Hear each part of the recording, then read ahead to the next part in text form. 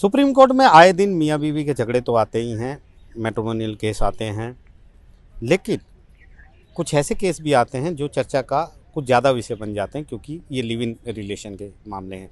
एक केस आज आया जिसपे करीब 15 साल से एक महिला एक पुरुष के साथ लिव इन रिलेशनशिप में रह रही थी, बच्चा भी उनको एक हो गया और अब वो महिला हम कहेंगे कि रेप के चार्जेस लेकर उसके खिलाफ आई है। लेकिन सुप्रीम कोर्ट में एक अलग बहस हो गई और सुप्रीम कोर्ट ने कहा कि इतने साल से आप शादी में नहीं हैं, लिव इन रिलेशनशिप में हैं और खुद आपने तय किया था, तो ये ऑफेंस यानी क्रिमिनल ऑफेंस यानी अपराध कैसे हो गया। प्रज्ञा परिजात सिंह हमारे साथ हैं, बहुत साल से मैम आप यहाँ पर हैं। इस तरीके के जो मामले कभी कभार आते हैं, लेकिन आते हैं तो फिर सवाल भी उठते हैं और चर्चा भी होती है, इसको आप कैसे देखते हैं? देखिए, मुझे लगता है ये सुप्रीम कोर्ट ने आज बेहद प्रोग्रेसिव, अच्छा और जस्ट रिमार्क दिया है इस केस में। मैं ये तो नहीं कहूँगी कि वर्डिक्ट है या नहीं है, क्योंकि एक बैलेंस बनाने की कोशिश की गई है बेंच ने।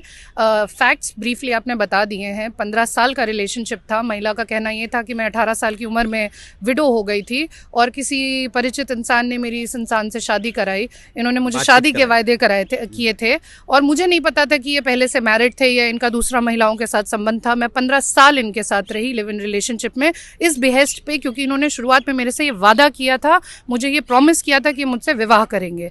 लेकिन उसके बावजूद 15 साल बीतने के बाद भी इन्होंने मुझसे शादी नहीं की। इन्होंने मुझे छल कपट के साथ अपने साथ रखा, जिस शादी से एक बच्चा भी है। तो 15 साल बाद उन्होंने रेप का केस फाइल किया और जब कोर्ट के पास ये मैटर आया तो कोर्ट ने ये बोला कि देखिए, हम इस महिला के साथ सिंपैथी रख सकते हैं। एट बेस्ट शादी में जो बच्चा हुआ है, चूंकि बच्चे नाजायज़ नहीं होते, बच्चों के लिए आप मेंटेनेंस उस इंसान से सीख कर सकती हैं। लेकिन यदि हम उस प्रश्न पे जाएंगे कि क्या ये रिलेशनशिप उचित था या अनुचित था, ये यहाँ पर हम मॉरलिटी के क्वेश्चन पे जाएंगे जो हमें नहीं जाना चाहिए। एक 15 साल में आपने किसी के साथ टाइम स्पेंड किया है तो आपसे ये एक्सपेक्टेशन रखी जाती है कि आपको कुछ ना कुछ इंसान के बारे में पता होगा। आपने उनके साथ बच्चा क्यों पैदा किया यदि आपकी शादी नहीं हुई थी?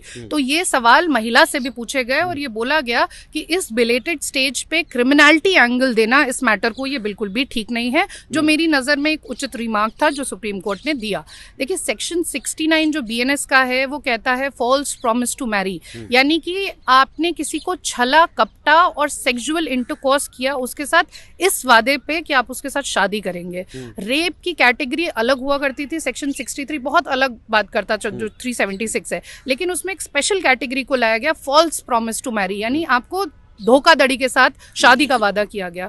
तो कोर्ट ने यही बोला कि एट बेस्ट इस मैटर में आप मेंटेनेंस के लिए बोल सकते हैं, क्योंकि लिव इन रिलेशनशिप को आइडेंटिफाई किया गया है relationship in the nature of marriage, यानी अगर आपके रिलेशनशिप में कुछ लॉन्जेविटी है, कुछ समय आप साथ में रहे और आपका उस इंसान के साथ बच्चा है, तो बिल्कुल आप वहाँ पे मेंटेनेंस सीख कर सकते हैं। लेकिन ये कहना कि उनके ऊपर हम रेप के चार्जेस लगाएंगे, ये बिल्कुल ही गलत है। लेकिन प्रज्ञा जी, एक सवाल और खड़ा हो जाता है, कई लोग चर्चा भी कर रहे थे, हमारे भी चर्चा कर रहे थे कि ये एक ऐसा सवाल है कि यहाँ पर एक लंबा पीरियड लिव इन रिलेशनशिप में बिताया है, फिर अचानक आप उसी शख्स के खिलाफ ये कहते हैं कि इन्होंने हमारे साथ जो है वो सेक्सुअल असॉल्ट किया है।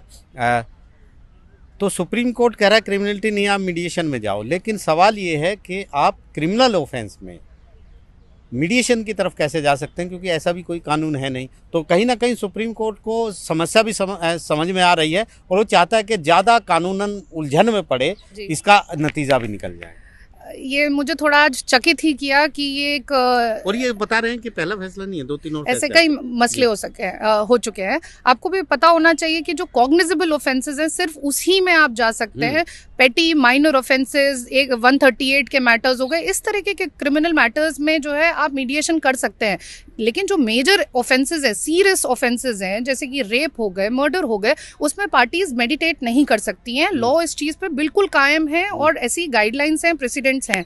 बट आप एक तरफ ये कह रहे हैं कि ये हस्बैंड वाइफ का लिव इन रिलेशनशिप नहीं है, ये लिव इन रिलेशनशिप है, ये मैरिज नहीं है, रेप के चार्जेस नहीं लग सकते, लेकिन एक क्रिमिनल मैटर को आप मीडिएशन में भेज रहे हैं। ये जो एक कॉम्बिनेशन है ये बहुत ही प्रॉब्लमैटिक है और मुझे लगता है कि ऐसी कंफ्यूजिंग सिचुएशंस आने से पहले लॉ पे क्लैरिटी लाना बहुत ज़रूरी है। हाँ, लेकिन सुप्रीम कोर्ट तो एनीवे 142 में कोई भी आदेश जारी कर सकता है। लेकिन एक समस्या है इस कानून में, आप मतलब ये मानने वाली बात है कि एक क्रिमिनल केस है के चार्जेस हैं और उसमें मीडिएशन करने की बात हो रही है, तो निश्चित तौर पर कहीं ना कहीं कुछ ना कुछ निकल के तो आएगा बाद में। सर देखिए, ये हमने ये पूरक होते हैं स्त्री और पुरुष एक दूसरे के, और हमने कानून व्यवस्था का कुछ समय बहुत अच्छी तरीके से उपयोग किया और कुछ समय इस तरीके से इंटरप्रेट किया है कि दोनों जेंडर्स के बीच की जो खाई है वो बढ़ती जा रही है।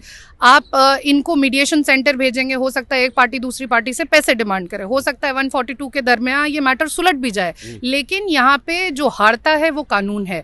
तो इन सब चीज़ों को लेके एक प्रॉपर गाइडलाइन बननी चाहिए। 15 साल एक छोटा टेन्योर नहीं होता है, 15 साल एक बहुत लंबा टेन्योर है एक इंसान को दूसरे इंसान को जानने के लिए। आपके बैकग्राउंड्स के बारे में आपको पता चलता है, आपने बच्चा पैदा किया, और देखिए ये बात लगेगी कि ये रिग्रेसिव हो सकती है, कोर्ट ने भी ये बोला, हम उस महिला के साथ सिंपैथी रखते हैं, लेकिन इतने बिलेटेड स्टेज पे 15 साल बाद आना और रेप के चार्जेस लगाना मुझे लगता है ये बेहद ही अनुचित है और ये नहीं होना चाहिए था। तो साफ तौर पर एक बड़ा ये कदम है सुप्रीम कोर्ट का भी, और एक ऐसा कदम भी है जिस पर बहस होना लाजमी है। नई दिल्ली से आशीष भार्गव, एनडीटीवी इंडिया।